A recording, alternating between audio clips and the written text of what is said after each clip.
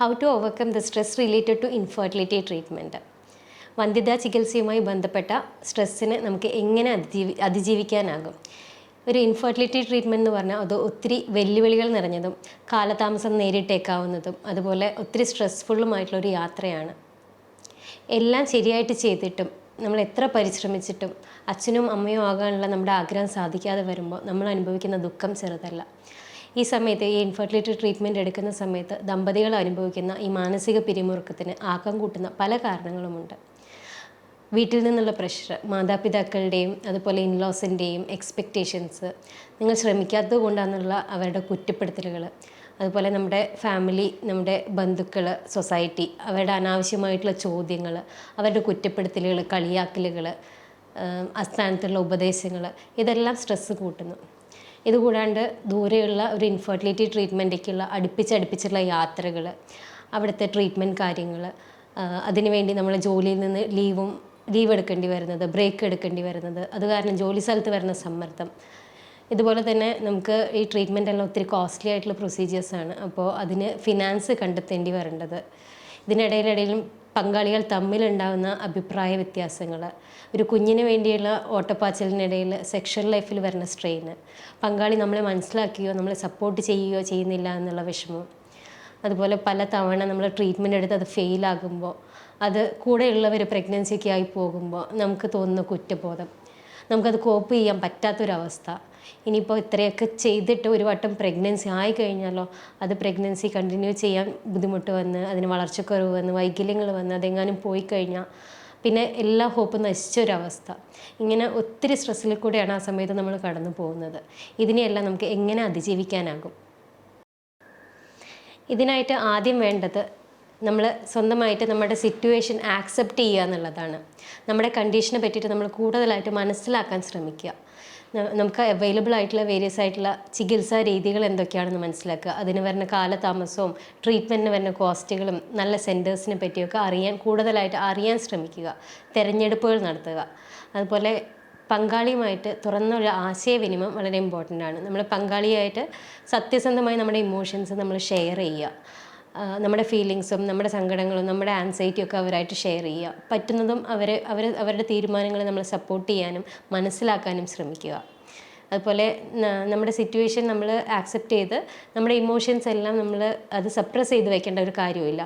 നമുക്ക് വരുന്ന ആങ്കറും ഗ്രീഫും അതെല്ലാം എക്സ്പ്രസ് ചെയ്യാം. ഇപ്പോൾ ഒരാൾ നമ്മളെ വിഷമിപ്പിക്കുന്ന രീതിയിൽ സംസാരിക്കുകയാണെങ്കിൽ ഇതെനിക്ക് വിഷമമാവുന്നു എന്നുള്ളത് പൊളൈറ്റായിട്ട് അവരെ പറഞ്ഞ് മനസ്സിലാക്കാം. നമ്മുടെ അവസ്ഥ മനസ്സിലാക്കുന്ന ആൾക്കാർ, നമ്മളെപ്പോലുള്ള വന്ധ്യത രീതിയിലൂടെ പ്രശ്നങ്ങളിലൂടെ കടന്നു പോകുന്ന ആൾക്കാർ, നമ്മളെ കേൾക്കാൻ തയ്യാറായിട്ടുള്ള ആൾക്കാർ, അവരോടൊക്കെ നമുക്ക് നമ്മുടെ പ്രശ്നങ്ങൾ ഷെയർ ചെയ്യുകയും അവരുടെ സപ്പോർട്ടും അവരുടെ ഒരു അഡ്വൈസൊക്കെ നമുക്ക് എടുക്കാനും പറ്റുന്നതാണ്.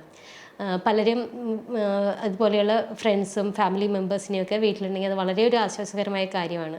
നമ്മൾ ഇൻഫെർട്ടിലിറ്റി ട്രീറ്റ്മെൻറ്റ് സെൻറ്റേഴ്സിലൊക്കെ പോകുമ്പോൾ ഇതുപോലുള്ള പ്രശ്നങ്ങളുള്ള പോസിറ്റീവ് ആറ്റിറ്റ്യൂഡ് ആയിട്ടുള്ള ആൾക്കാരെ കൂടുതൽ അവിടെ പരിചയപ്പെടാൻ പറ്റും. അവരൊക്കെ ആയിട്ടൊരു സപ്പോർട്ട് ഗ്രൂപ്പ് തുടങ്ങുന്നതും വളരെ നല്ലതാണ്.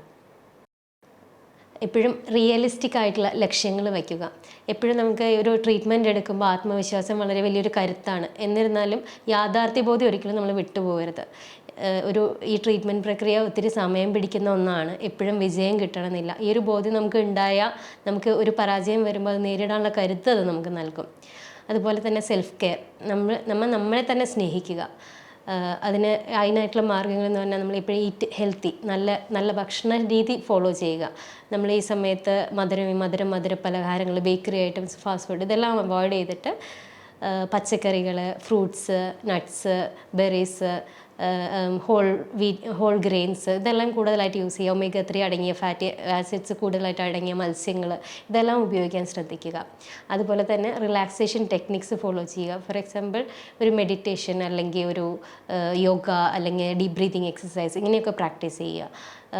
പ്രത്യേകിച്ച് നമ്മൾ ഒത്തിരി സ്ട്രെസ്ഫുള്ളായിട്ടുള്ളൊരു കണ്ടീഷൻ വരുമ്പോൾ നമ്മൾ അതിൽ മാറിയിരുന്നിട്ട് അതെല്ലാം ബ്ലോക്ക് ഔട്ട് ചെയ്ത് നമ്മൾ ആഗ്രഹിക്കുന്നത്, നമ്മൾ വിഭാവനം ചെയ്യുന്നത് അതിനെപ്പറ്റി മാത്രം മെഡിറ്റേറ്റ് ചെയ്തിട്ട് കുറച്ച് നേരം ഇരിക്കുക. അതുപോലെ കുറച്ച് നേരം ഡെയിലി ഒരു മോഡറേറ്റ് എക്സസൈസ് ചെയ്യുക. ഒരു അരമണിക്കൂർ ഡെയിലി ഫ്രഷ് എയർ പുറത്തിറങ്ങി നടക്കുക എന്ന്.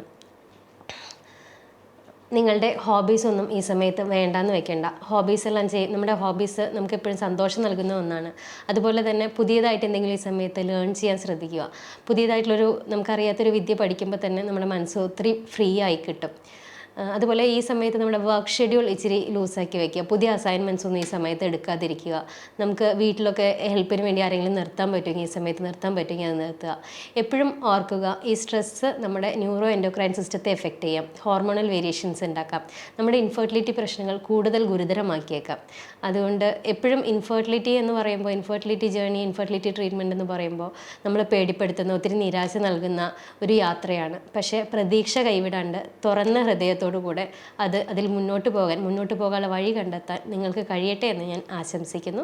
അതിനുവേണ്ടിയുള്ള എല്ലാ സഹായങ്ങളും നൽകാൻ ഞങ്ങളിവിടെ ആത്മാർത്ഥമായി ശ്രമിക്കുന്നതാണ്.